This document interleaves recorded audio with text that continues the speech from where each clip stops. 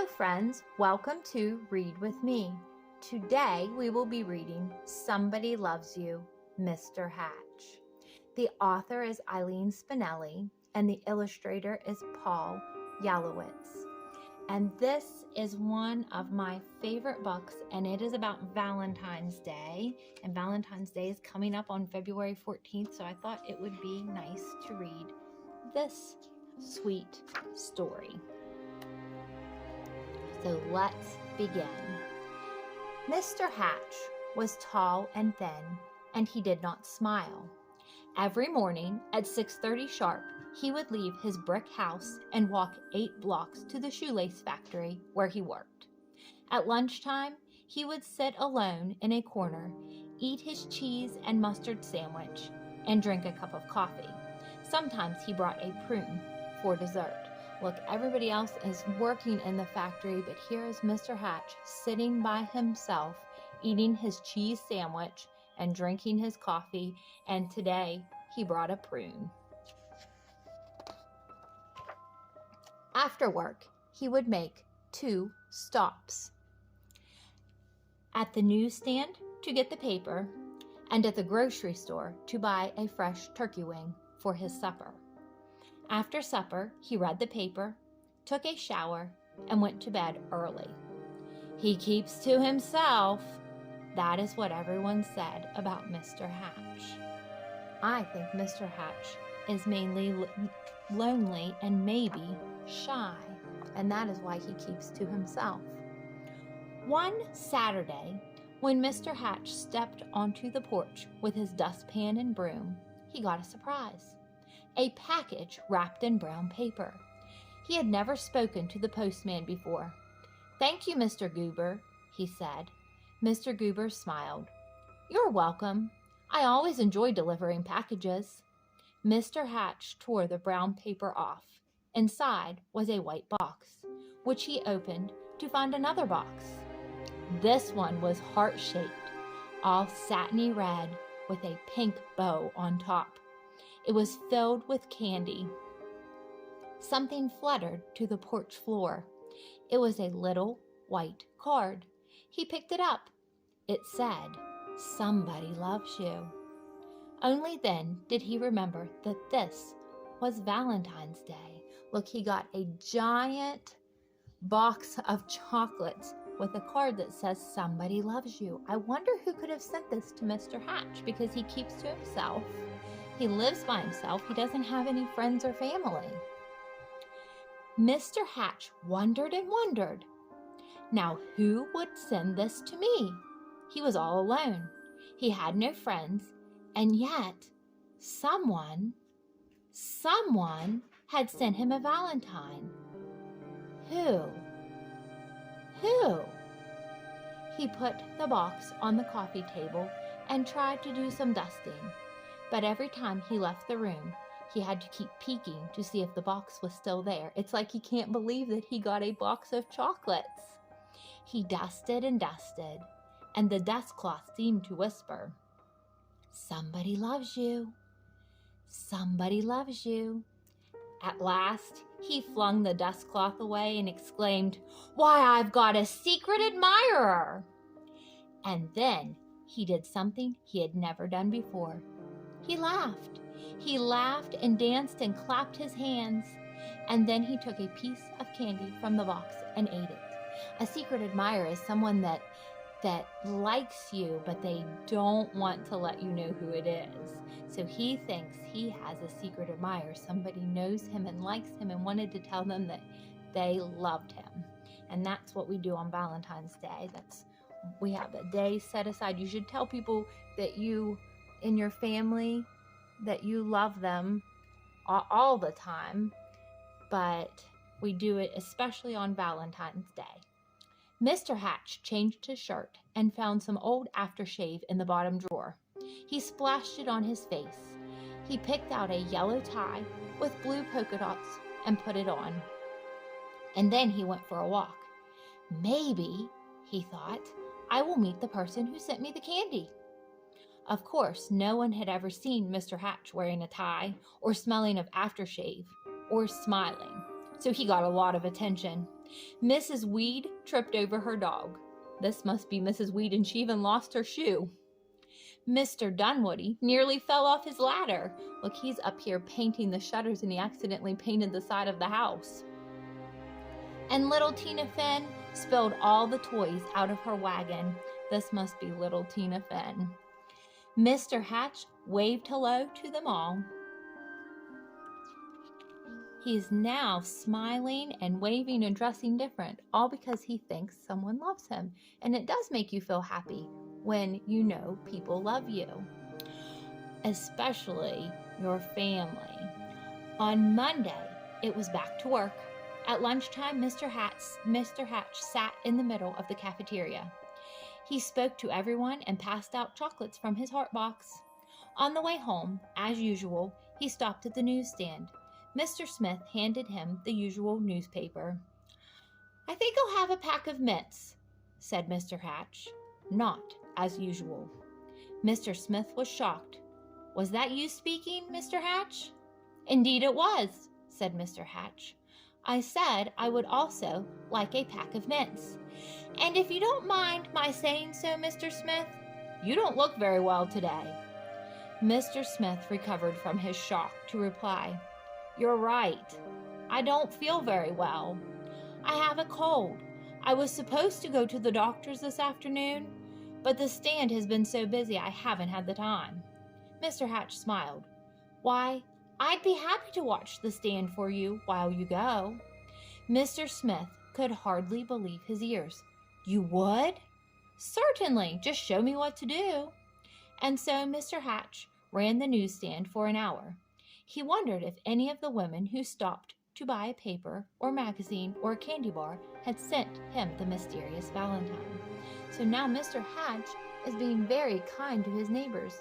He's helping them out.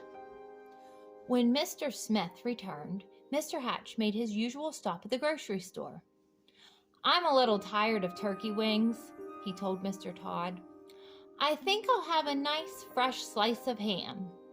Mr. Todd weighed the meat and wrapped it. "You look worried," said Mr. Hatch. "I am," said Mr. Todd.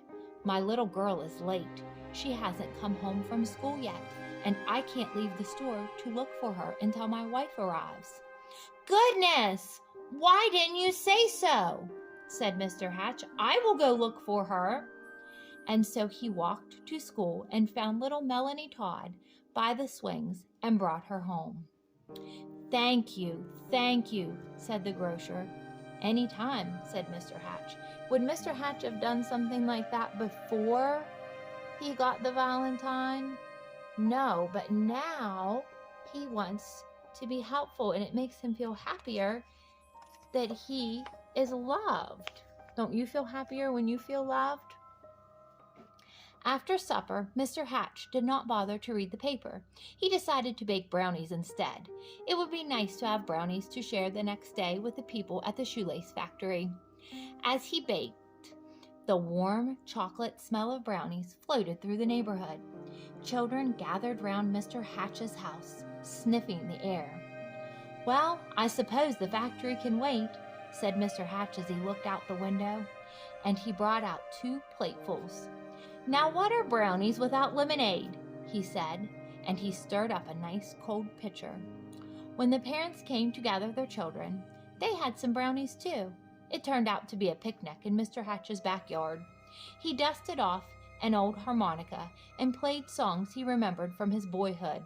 Everyone danced. Look, now he's having a party in his backyard, and everybody looks very happy. And so the days and weeks went by. When Mr. Hatch wasn't smiling, he was laughing, and before the Valentine, he never smiled or laughed. And when he wasn't laughing, he was helping someone. And when he wasn't helping someone, he was having a party in his yard or on his porch. He seemed to have forgotten about finding the person who sent him the Valentine. Then, one afternoon, Mr. Goober, the postman, came to his door. His face was very serious. "Come in, Mr. Goober," said Mr. Hatch. "You look upset." "I am upset," he said. "I made a mistake some time ago. My supervisor is very angry with me." Do you? Yes, Mr. Goober? What is it? What do you think is the mistake? Do you think maybe it's the heart box of chocolates he delivered? They weren't supposed to go to Mr. Hatch? Do you recall the package I delivered to you on Valentine's Day, I think it was? Yes, I believe so, replied Mr. Hatch, beginning to feel a little uneasy, because now here this whole time he's thought the package was him and that somebody loved him, and now he's finding out he got the package by mistake. I don't suppose you still have it, said Mr. Goober sadly. As a matter of fact, said Mr. Hatch, I still have the box. The candy is gone, though. Why do you ask? The postman took a deep breath. I'm afraid I delivered it to the wrong address. It was supposed to go to another house. Mr. Hatch recalled tearing off the brown paper. It had never occurred to him to look at the address. He fetched the heart-shaped box and the pink bow and gave them to the postman. I do hope your supervisor won't be too angry with you now. The postman was heading down the sidewalk when Mr. Hatch called from his porch. Mr. Goober, I forgot something. He gave the postman the little white card. Somebody loves you. How do you think Mr. Hatch is feeling right now? I think he is feeling very sad and very lonely again, just like he felt before he got the package. Alone in his living room, Mr. Hatch sighed. Nobody loved me after all. Then he read the paper, took his shower, and went to bed early. Look, now he's going back to the things he did before, the way his life was before he got the Valentine.